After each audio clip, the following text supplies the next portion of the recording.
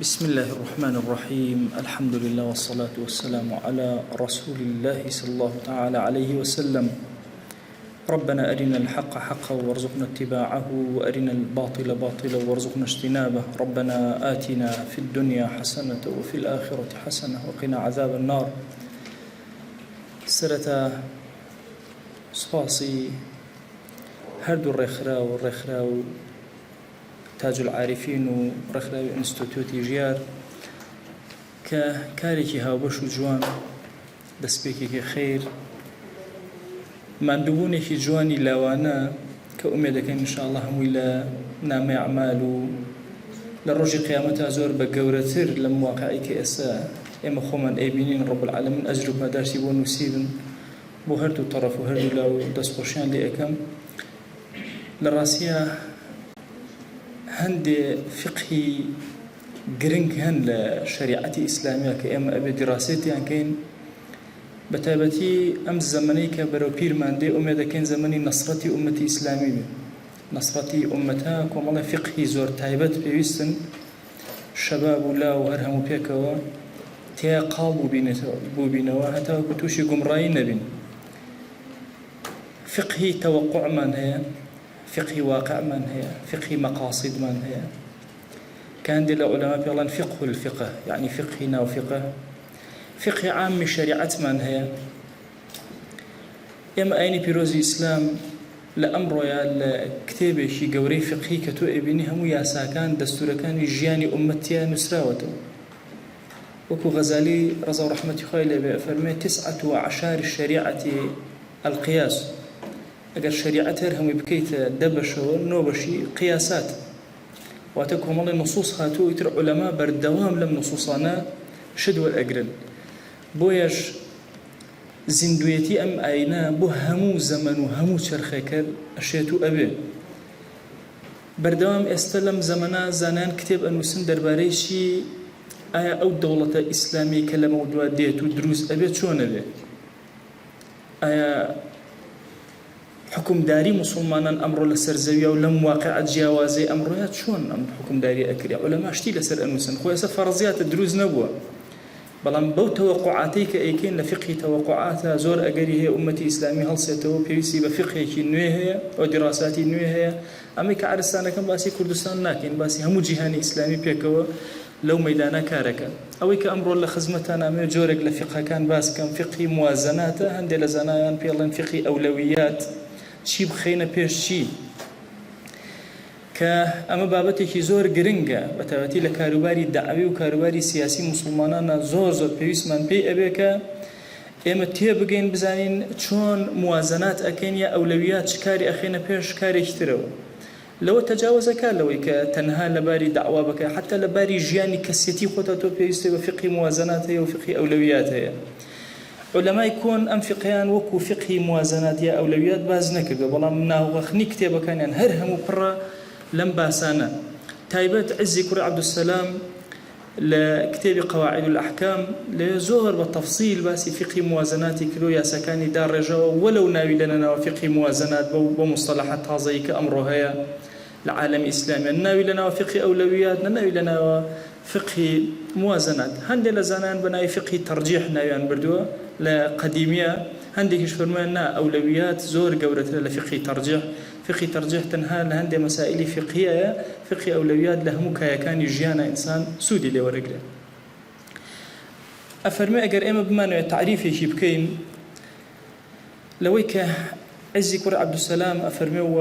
ئیبن تەیمیە تەصدیقی ئەوەی کردووە، ئەفەرمێ بریتێ لە تەعارض المەصلحەتەین، دوو مەصلحەت پێکەوە دژ بە یەک ئەوەستن، هەتا بتوانی کۆیان کەیتەوە. طبعاً کۆیان ئەکەیتەوە، هەردووکیان ئەکەی، بەڵام ناکرێت کۆیان کەیتەوە، ناکرێت هەردووکیان بکرێن. ئەم دوو مەصلحەتە بۆ ئومەتی ئیسلامیە، بۆ فەردێکە، بۆ هەر شتێکەیە، یەن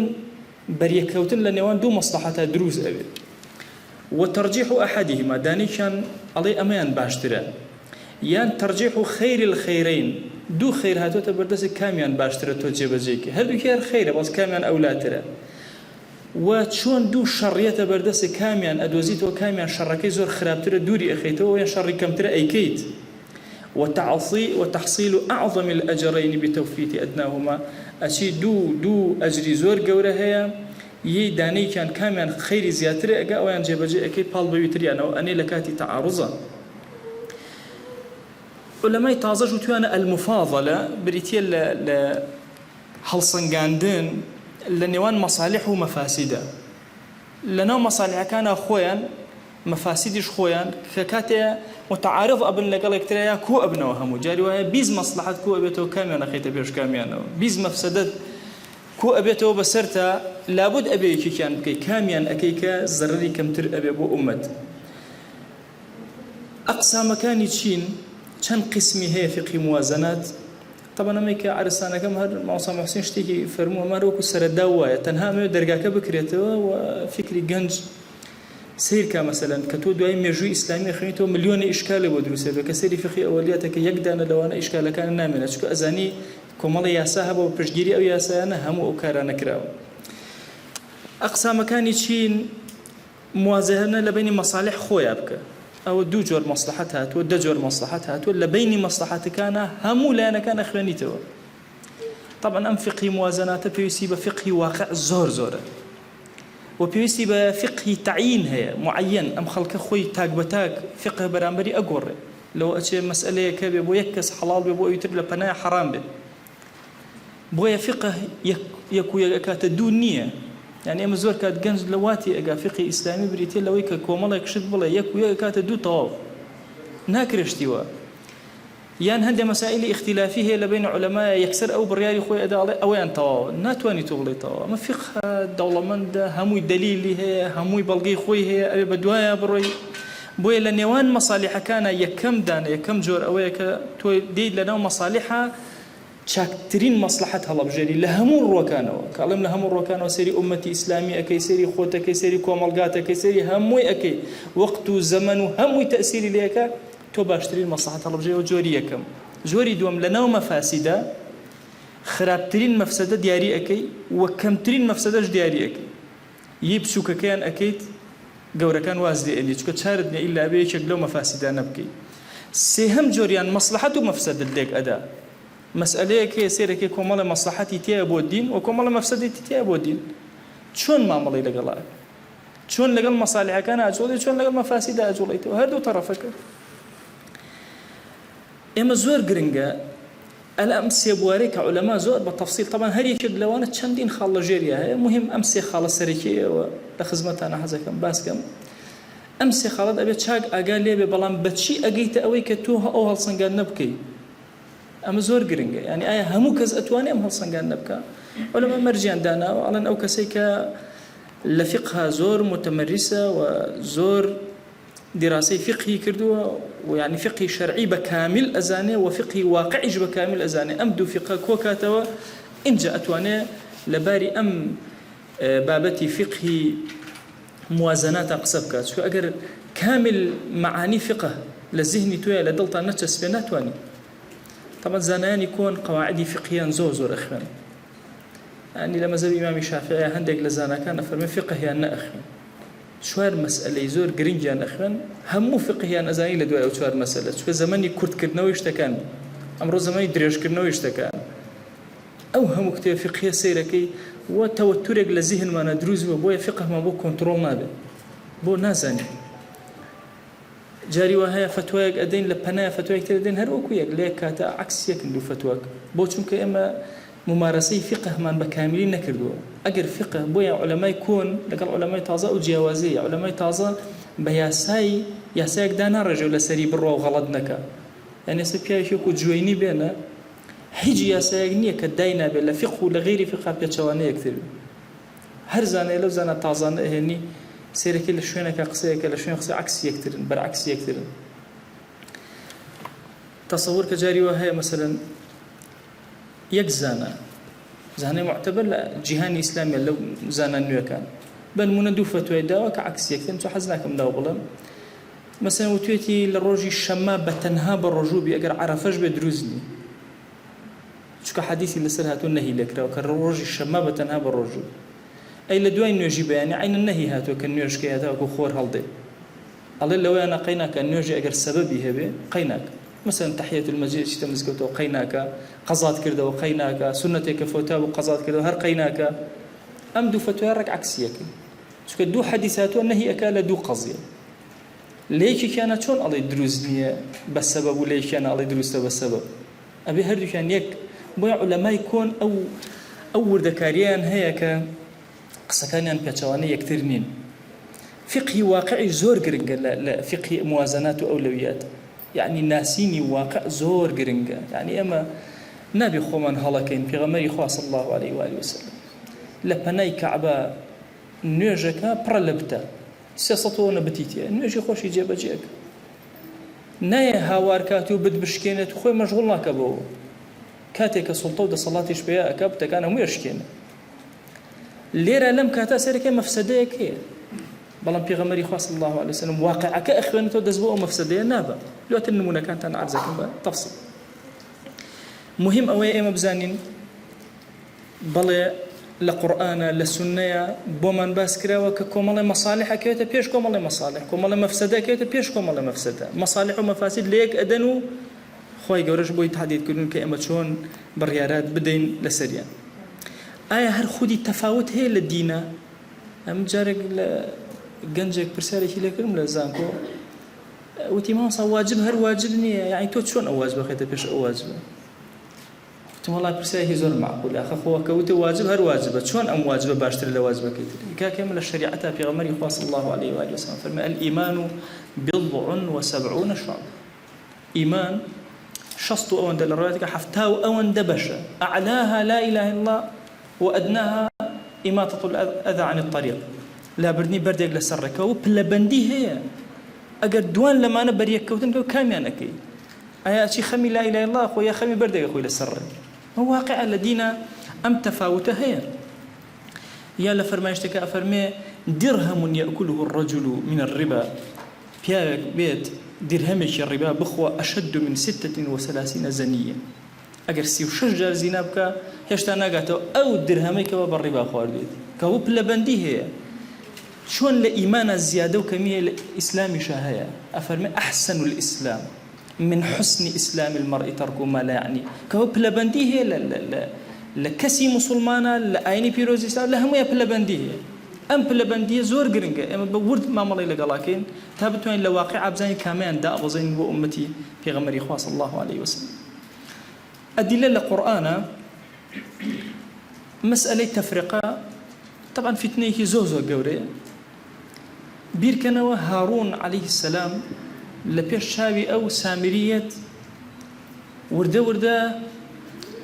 يد قايق دروسك طبعا إمام الرازي بالتفصيل باسي كردو لروي هندسية وقايا شون دروس كرد يعني أثري الرسول آية جي بي سيدنا جبرائيل بو هنا وكردي أم صوتي لدرسو إمام الرازي فرمي أو مسألة وهاني الله وهي إسرائيليات لروي هندسية وهنا بيكون مالي بوري لنا وقرجي أم قايدانا وباتجاه هوا داينا كهواك لقرجي ودرسو لبشتي وهوارك درسو بالضبط كأنما صوته هوارك وتي أما إلهي موسى خلق هذا سيان كبر برسني جدر أم جورك يعني بيركر وهارون بيغمبرة دزبو أم قصي جورنا بك نهي كلا منكر بو حسمي قصي بينا أكره حتشيب كره حسمي بينا أكره طبعا حسمنا كردن خوي همو كشكش شيبو يعني موسى وعد يداونا دواي سير رجبته دواي درج يبو إضافة كالرب العالمين كلي بتشل ميقاتي خوابو بتشل ألم تشلاك أو دروجنا قرأوا هم يدرجوا فتنك هم خلقت ساكر بجورك برست هارون عليه السلام دسي نبر وأم قزش أجد دسي بردا برق لقال يا هات نو برق لقال جورك برستي أبو شر بني إسرائيل طواو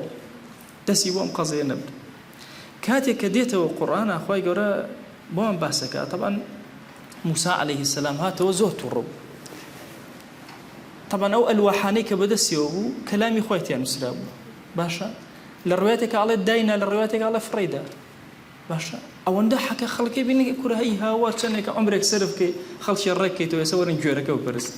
تفير إخوان ناسيان كي صبري موسى عليه السلام لغلي يهودا زور يعني والله صبري موسى عليه السلام زور جوره وبوي رب العالمين بتهيبه هالي بجرد بويا أفرمي سر الريشي هارون قلت ماشي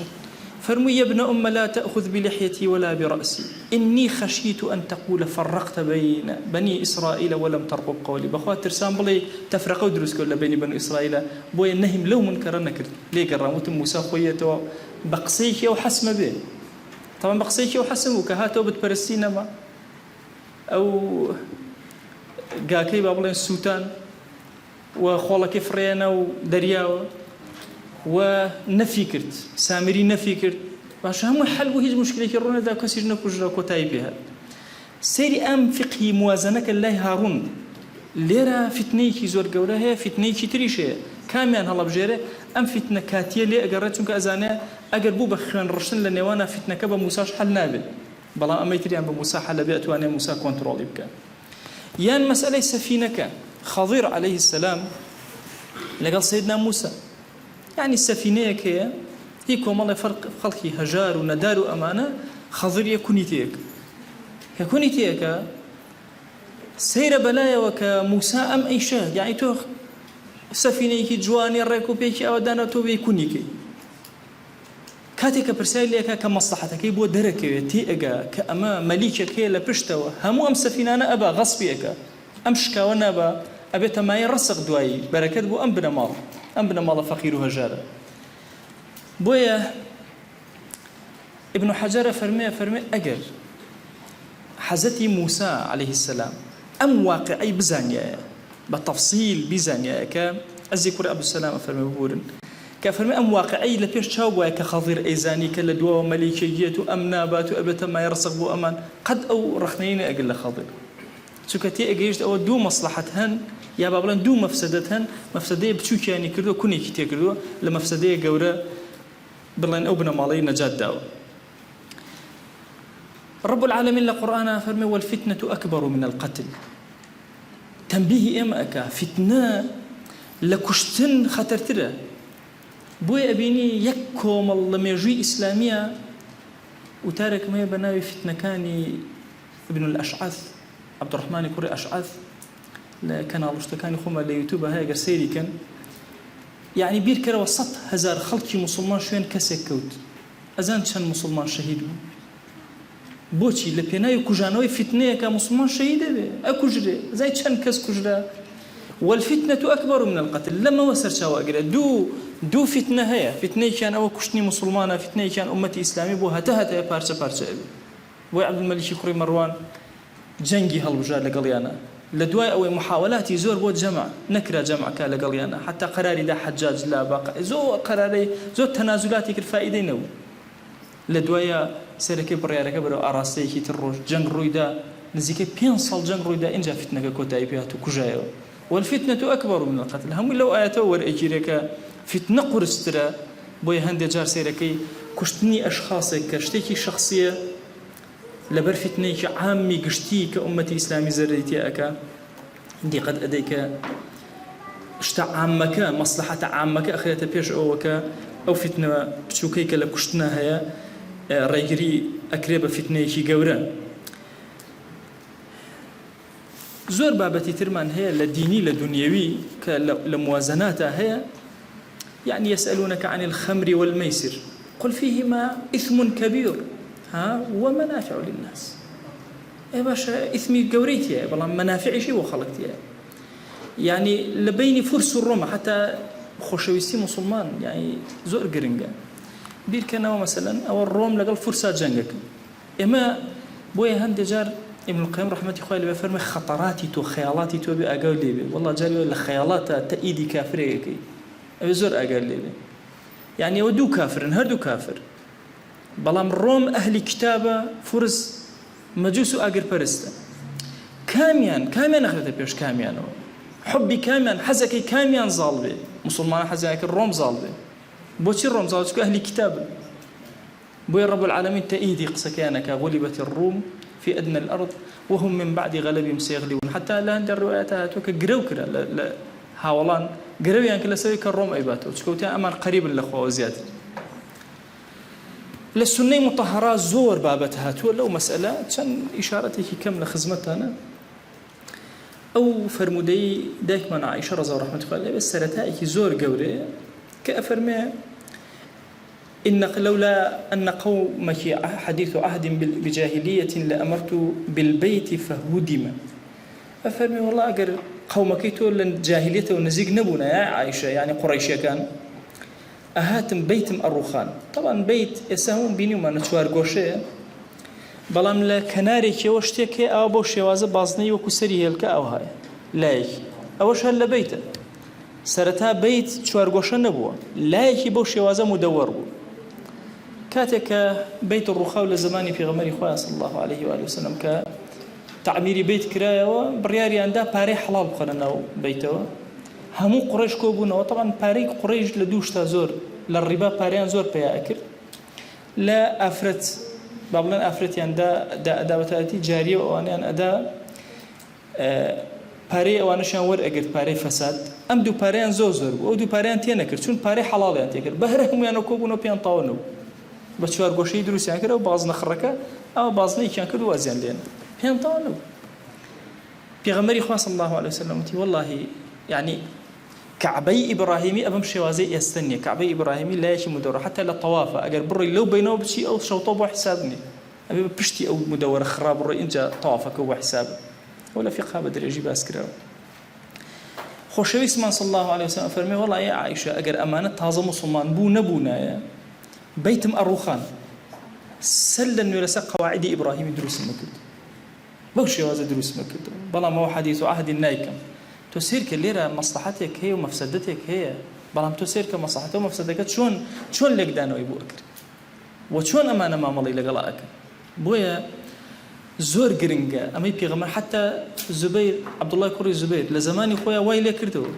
شو وتي مادام بيغمر صلى الله عليه وسلم واي فرمو خلق حديث عهد نين بإسلام تازا إسلام ظالبو شو وكو زمن إبراهيمي لكردو والله دواء وهات نور رخاني أنا وكو خويا لكردو باشا أو إشارة إلى سري يعني تيجيشتن يعني بقولهم معجزة في غمر صلى الله عليه وسلم لدسكاري نكرني كعبية هربوش يوازب من توك استهيا بويا أفرمي بابكم للشرقية وتأكل بابكم للغربية وتأكل بوش يوازم لي أكل برام طازة هيك سيرك أمانة حديث عهد باشا أمانيش لم لاوك فتنيك هي يعني مصلحتك هي كأم مصلحتك بي داب مزني وازد مصلحتك هنا لبر فتنك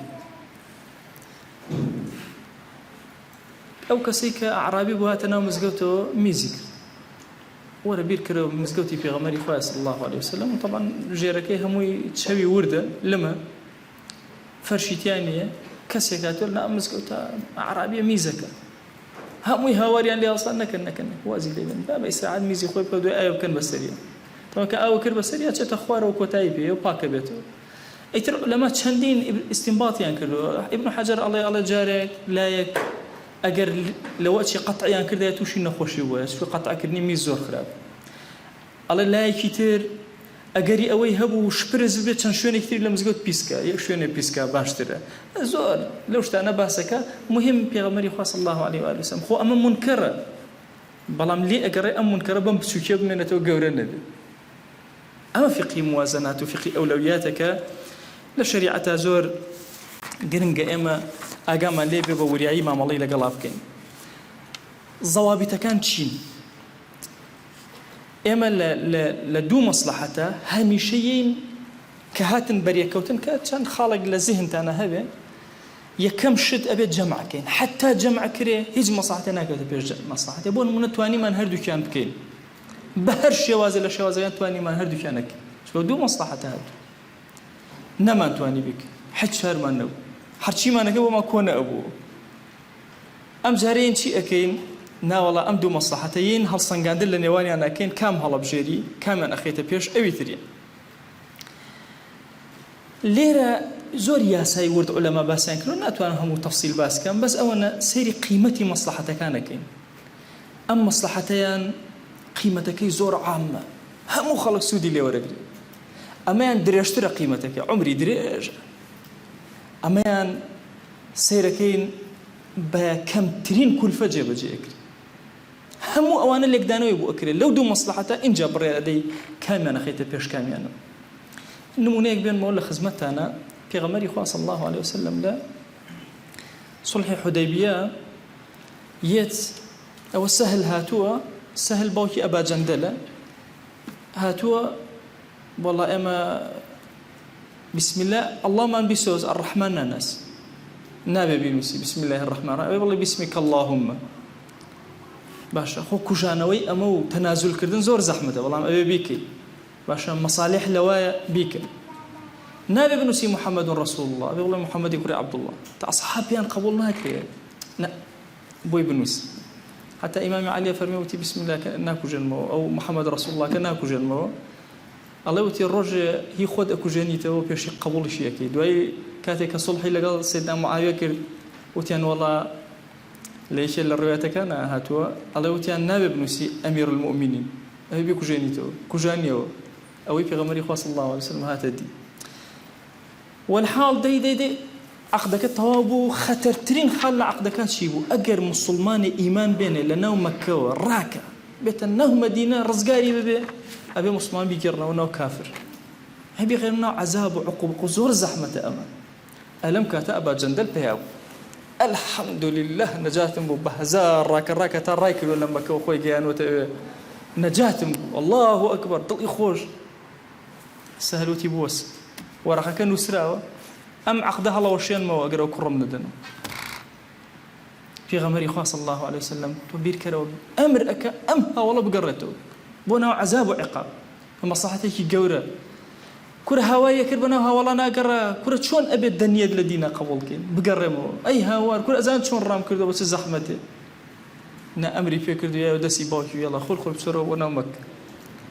أما مصلحتك أجر بيت أم نجاتي مصلحتك خاصة بل مصلحتي عامي مسلمان لصلح الحديبية كدوات النتيجة كان يدركوتن كأمة إسلامية إسرائيلية كان لك بو يسير كيف غمري خاص الله عليه وآله وسلم أين يريد أخذ أجرة عالمي بيننا في الشاي وخوتنا نكو عزي كور عبد السلام باسية كان على أجر عالمي بيت زهر فقير حيث النبي من الله كان يلبرس خريك أمر بلان فتوى زور معتبرة لنا وخلق ده صلاتي زمانية على كاكا من معاش بو أبرمو من الله كان بخير وكم أو همشتي ببي برامبر حيز برامبر يشملتونا تو إيش خود كهرا مشتي عيبيني هرو كجارا آية أمزانا يا بلام يك خطر هي قصكي أكيل لنا وخلقه أو الرغبتين نامي لنا وخلقه آية دس أبابو أمبارا وريقري خو مصلحتي خوي ومناضي ومصلحتي جزئي باشي تيه بلام عامتي أمت زرر أكا توشي فتنة أبي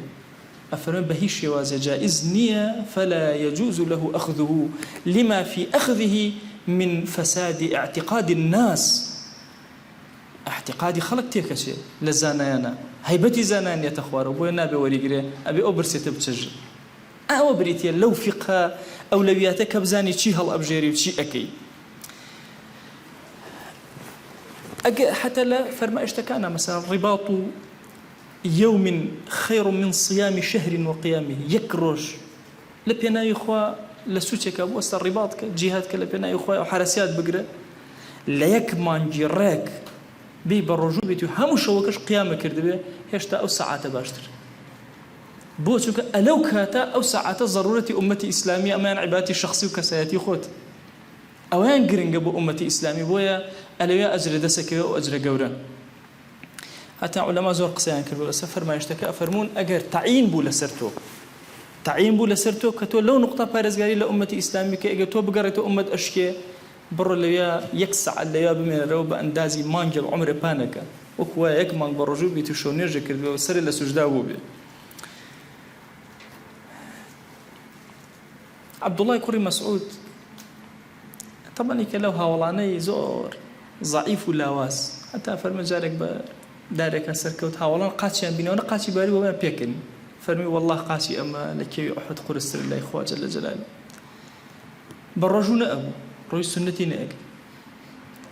برسياري لي اكان انا بور السنة ناقري طبعا لنا فقهاء امتا لنا اصحابها بالذات بعضين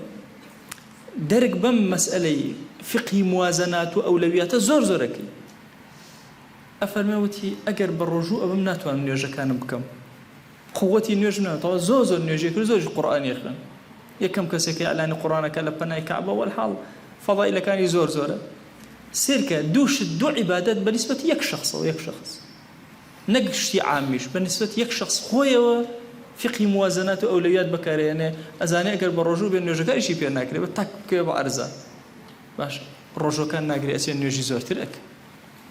قووەت و تواناکەی لە با بڵێن نوێژەکانیان سەرف بکەن هەرچەندە عولەما هەندێکیان وتوان ئەمە لە بابی تەخیرە تەخیر چی اختیار ئەکەی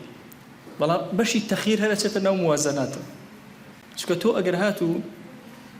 دوو مەفسەدە لێک ئاستا بوون یا دوو مەسلحەت هەر بە قەدەر یەک بوون هەردووکیان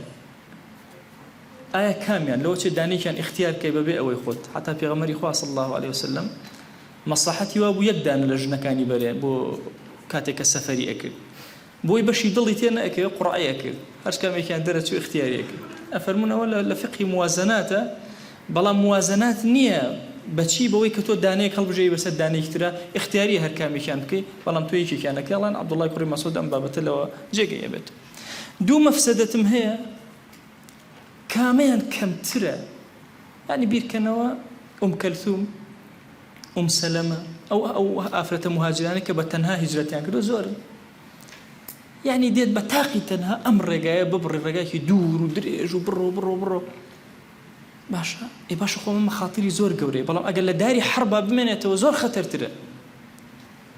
بۆیە هەمویان تەفزیلی ئەم ڕۆشتنە ئەکەن ئەڕۆن هەمویان ئەم شوێنە بەجێ ئێهێڵن بە تاقی تەنها هیجرەتەکەن ئەڕۆن بە تاقی تەنها زۆرن ئەو ئافرەتانێک کە بە تەنها هیجرەتیان کردووە بۆ ئەوی لەناو داری کوفران نەمێنێتەوە چونکە ئەمە دوو مەفسەدەیە خۆ ئەمەیان مەفسەدەیە کە بە تەنها ئەڕوا بەڵام ئەم مەفسەدە عەزیمترە ئەچێ ئەو مەفسەدەی کە کەمترە ئەویان هەڵەبژێرێ کە ئەوە زابطی دووهەمە لەناو مەفسەدەکانە یەک کەمترین مەفسەدە هەڵەبژێری هەموویان مەفسەدن هەموو ئەحکامەکانی حدود لە شەریعەتە ئەو هەیە تۆ مەسەن دەستی کەسێ ببڕی ئەخە خۆ دەست زۆر بە قیمەت بەڵام سیر ئەەکەی کە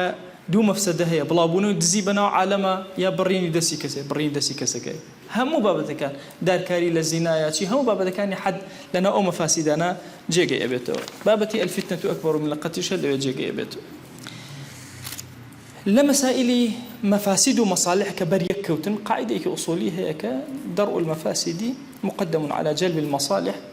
سیرێکی کۆمەڵی مەفاسیدمان هەیە و کۆمەڵی مەصالحمان هەیە هەمیشە دوورخستنەوەی مەفسەدەکان باشترە هەتا بکرێ مەفسەدە دوورخەرەوە هەندێک جاریش یەیت دەست ئەبێ بۆ مەصالحەکان هەندێ ئەولەویاتمان هەیە لە ئەقوالە ئەولەویاتمان هەیە لە عەمەلە یعنی مثلا لە عەمەلە سیرەکەی عەمەلێک هەیە دائیمە عەمەلێک هەیە نەفعی زۆرترە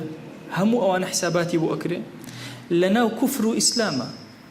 چۆن ئیسلام پلەبەندیە کوفریش ئەوایە کەسێک هەیە مولحیدە کەسێک هەیە مشریکە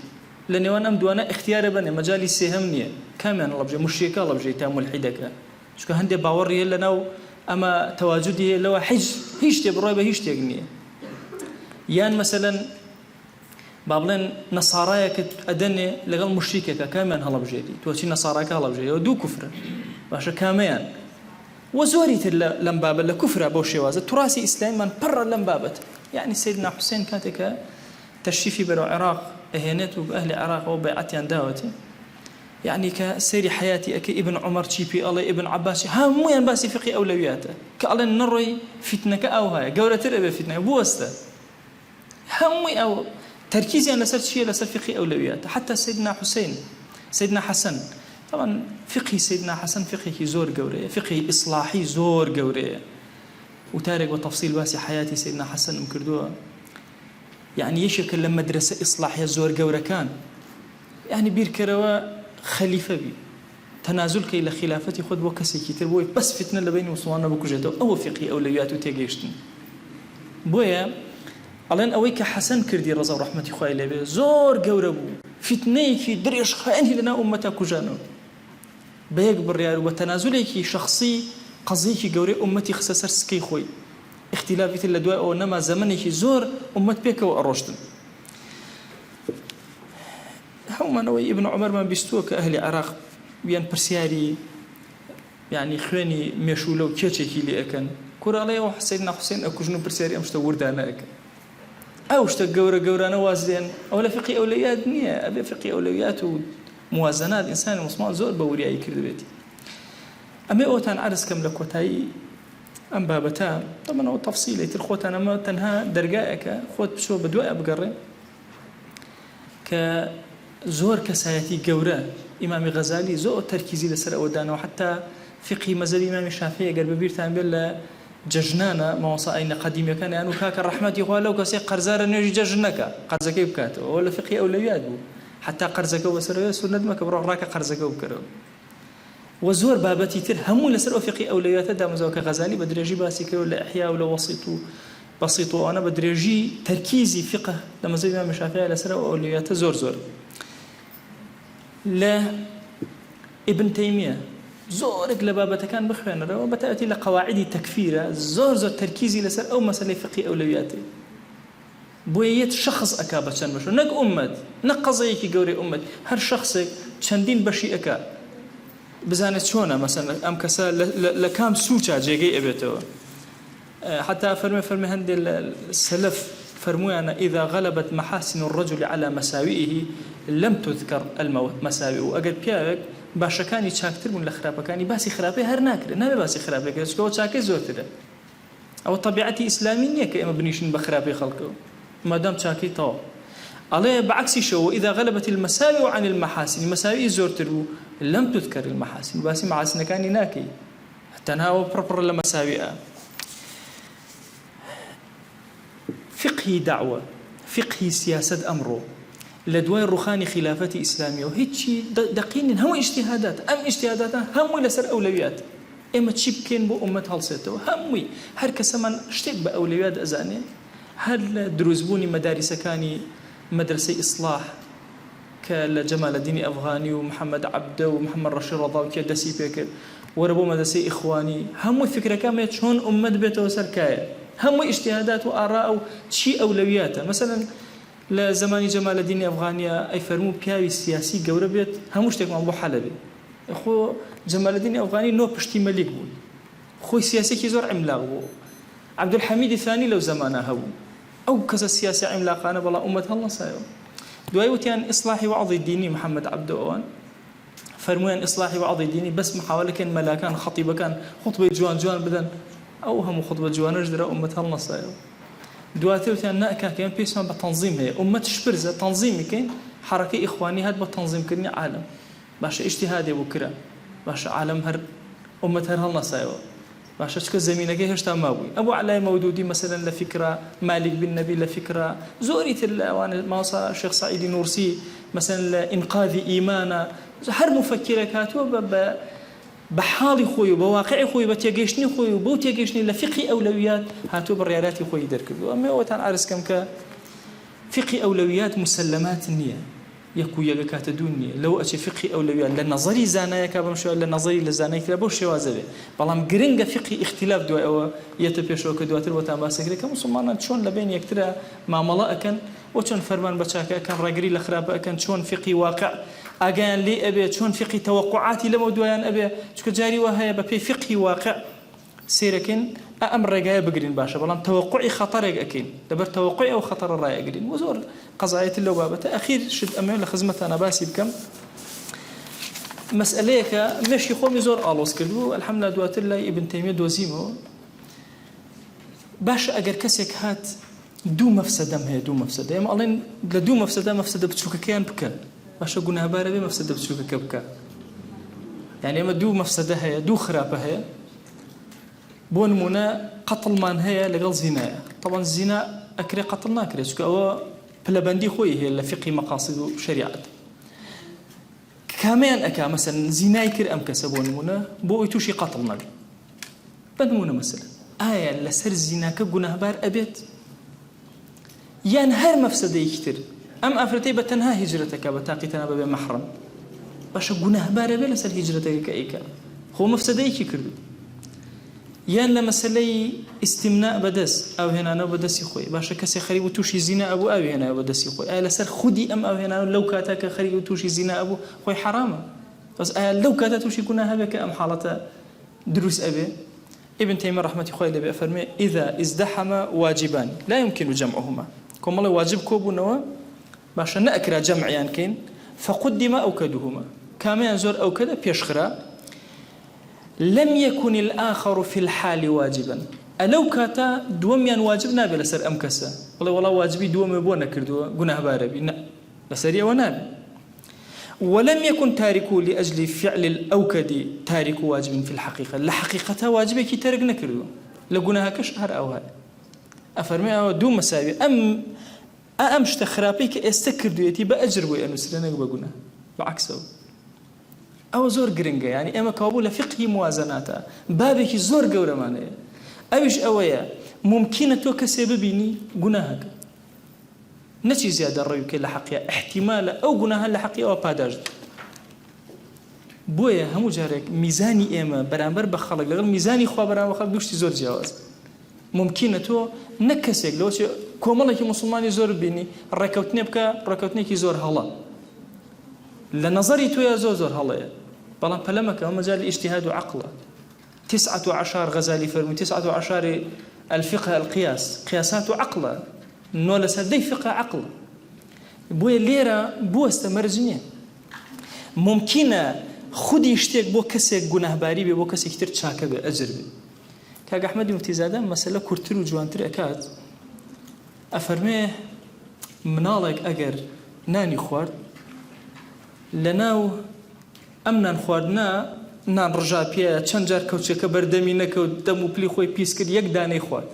بەڕێک و پێکی هەروما چەپڵی ئەی ئافرێن ماشەڵڵا لێبێ گەورە ووە پیاو یەک کەوچکی خوارد ئەگەر کەسێکی گەورە ئاوا بکە بەم دی بۆ دیابی ڕژە چاوی کوێرەتی و ناتوانانی ئەو بکەی باشە یەک دنیاوەیەکەین باشە بۆ چونکە ئەمە لەم ناوەشێتەوە بۆیە بەپێی مەکان بەپێی ئەشخاص فقهی موازنات تغیرات و گۆڕانکاری بەسەرایە بابەتەکە تۆڵ و تەفسیلە ئەمەندە کفایەتە ئومێدەکەم کە دەواازەیەک بێ هەومان پێکەوە لەم دەواازەی سوودمان وەرگرت بێ داواکەن لە ذاتی پاکی پەروەردگار ڕەحمەت و بەزەی خۆی بەسەرمانە ببارێنێ ئەم کەلیماتانە ئەم گوێگرتانمان لێ قبوڵ کە و دەریاکانی خێر بەسەر ئومەتا بکاتەوە و نەسرەت و ڕەحمەتی خۆی بە ئومەتەکەمان بنێرێ وصلى الله على سيدنا محمد وعلى آله وصحبه وسلم تسليما كثيرا أبدا إلى يوم الدين ويقول لبناي همان ببوري نازانم